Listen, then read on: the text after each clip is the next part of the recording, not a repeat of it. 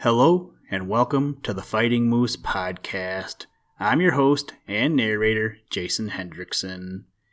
This is a podcast where I retell stories, some fictional and some historical, that can be enjoyed by people of all ages.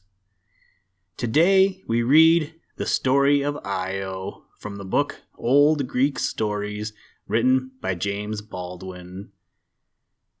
As you may recall, I was working towards my ham radio license. Well, I'm happy to report I passed my exam and I am now awaiting my call sign assignment from the Federal Communications Commission. While I am waiting for my call sign, I have been having fun tracking and listening to radio traffic on the radio satellites. Sometimes, if it is a clear night, from my house, I look south and I can see the planets Saturn and Jupiter shining in the sky. When pointing a telescope at Jupiter, you can see 4 of its moons. One of these is called Io. I am assuming that the moon got its name from Greek mythology, as most of the planets in the solar system have mythological ties. Either way, I love pointing the telescope or my binoculars at the sky and seeing the planets, stars, and satellites.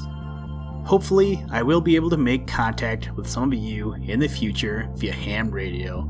That would be pretty awesome. Now, let's turn to today's story. I hope you enjoy. Let's begin. Liftoff. We have a liftoff.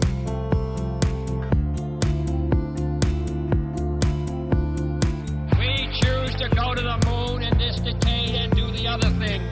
Not because they are easy, but because they are hard.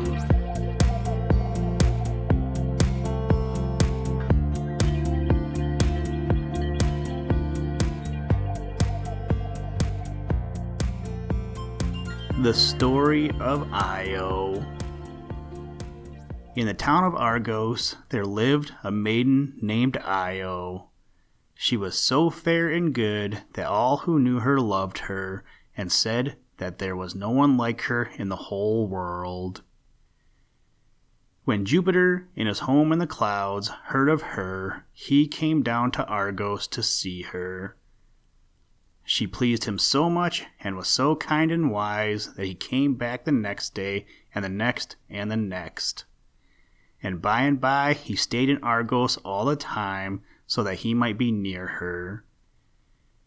She did not know who he was, but thought that he was a prince from some far-off land, for he came in the guise of a young man and did not look like the great king of earth and sky that he was. But Juno, the queen who lived with Jupiter and shared his throne in the midst of the clouds, did not love Io at all. When she heard why Jupiter stayed from home so long, she made up her mind to do the fair girl all the harm that she could. And one day she went down to Argos to try what could be done. Jupiter saw her while she was yet a great way off, and he knew why she had come. So, to save Io from her, he changed the maiden to a white cow. He thought that when Juno had gone back home, it would not be hard to give Io her own form again.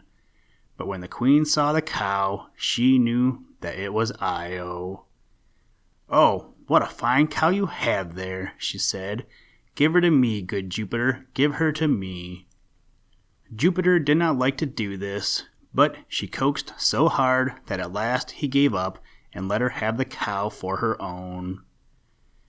He thought that it would not be long till he could get her away from the queen and change her to a girl once more. But Juno was too wise to trust him. She took the cow by her horns and led her out of the town. "Now, my sweet maid," she said, "I will see that you stay in this shape as long as you live." Then she gave the cow in charge of a strange watchman named Argus, who had not 2 eyes only, as you and I have, but 10 times 10. And Argus led the cow to a grove and tied her by a long rope to a tree, where she had to stand and eat grass and cry moo, moo, from morn till night. And when the sun had set, and it was dark, she lay down on the cold ground and wept, and cried, "Moo, moo," till she fell asleep. But no kind friend heard her, and no one came to help her, for none but Jupiter and Juno knew that the white cow who stood in the grove was Io, whom all the world loved. Day in and day out, Argus, who was all eyes, sat on a hill close by and kept watch, and you could not say that he went to sleep at all, for while half of his eyes were shut, the other half were wide awake, and thus they slept and watched by turns. Jupiter was grieved when he saw to what a hard life Io had been doomed, and he tried to think of some plan to set her free. One day he called sly Mercury, who had wings on his shoes, and bade him go and lead the cow away from the grove where she was kept. Mercury went down and stood near the foot of the hill where Argus sat, and began to play sweet tunes on his flute. This was just what the strange watchman liked to hear, and so he called to Mercury and asked him to come up and sit by his side and play still other tunes. Mercury did as he wished, and played such strains of sweet music as no one in all the world has heard from that day to this. And as he played, queer old Argus lay down upon the grass and listened, and thought that he had not had so great a treat in all his life. But by and by those sweet sounds wrapped him in so strange a spell that all his eyes closed at once, and he fell into a deep sleep. This was just what Mercury wished. It was not a brave thing to do, and yet he drew a long sharp knife from his belt and cut off the head of poor Argus while he slept. Then he ran down the hill to loose the cow and lead her to the town. But Juno had seen him kill her watchman, and she met him on the road. She cried out to him and told him to let the cow go, and her face was so full of wrath that as soon as he saw her, he turned and fled, and left poor Io to her fate. Juno was so much grieved when she saw Argus stretched dead in the grass on the hilltop that she took his 100 eyes and set them in the tail of a peacock, and there you may still see them to this day. Then she found a great gadfly as big as a bat, and sent it to buzz in the white cow's ears, and to bite her and sting her so that she could have no rest all day long. Poor Io ran from place to place to get out of its way, but it buzzed, and stung, till she was wild with fright and pain, and wished that she were dead. Day after day she ran, now through the thick woods, now in the long grass that grew on the treeless plains, and now by the shore of the sea. By and by she came to a narrow neck of the sea, and, since the land on the other side looked as though she might find rest there, she leaped into the waves and swam across. And that place has been called Bosphorus, a word which means the Sea of the Cow, from that time till now, and you will find it so marked on the maps which you use at school. Then she went on through a strange land on the other side, but let her do what she would, she could not get rid of the gadfly. After a time she came to a place where there were high mountains with snow-capped peaks which seemed to touch the sky. There she stopped to rest a while, and she looked up at the calm, cold cliffs above her, and wished that she might die where all was so grand and still. But as she looked, she saw a giant form stretched upon the rocks midway between earth and sky, and she knew at once that it was Prometheus, the young Titan, whom Jupiter had chained there because he had given fire to men.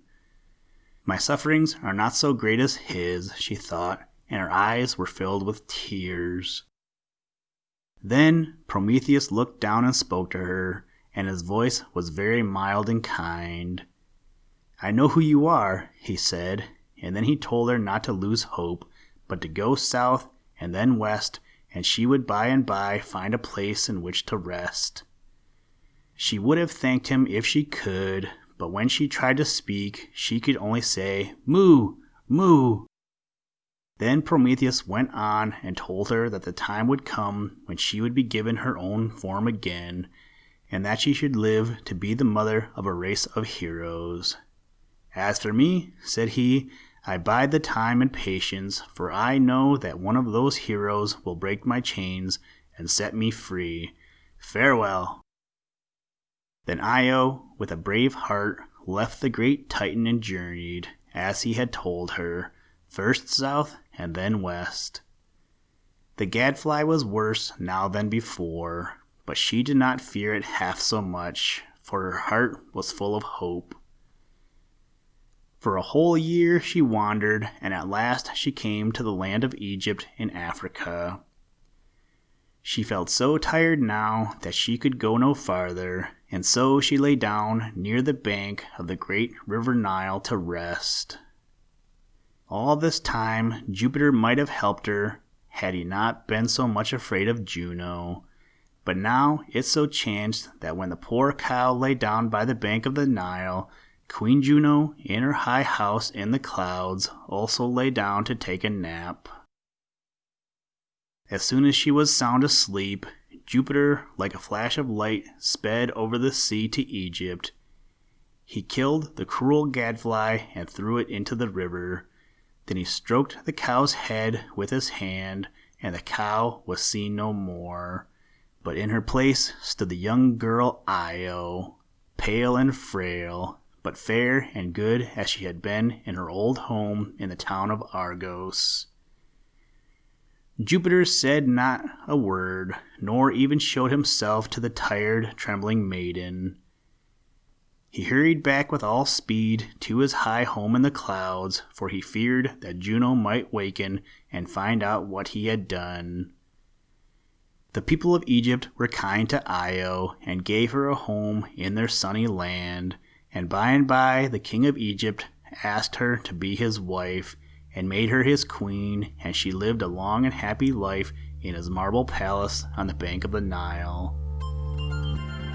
Ages afterward, the great-grandson of the great-grandson of Io's great-grandson broke the chains of Prometheus and set that mighty friend of mankind free. The name of the hero was Hercules.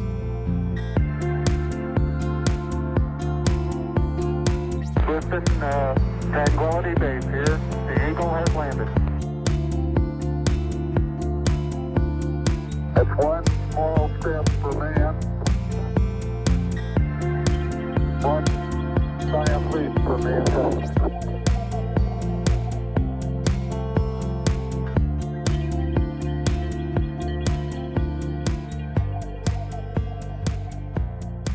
Thank you for listening to this episode of the Fighting Moose Podcast. Please join us next time as we read another exciting story. Today's music was provided by the artist Analog by Nature, and the audio clips were provided from NASA.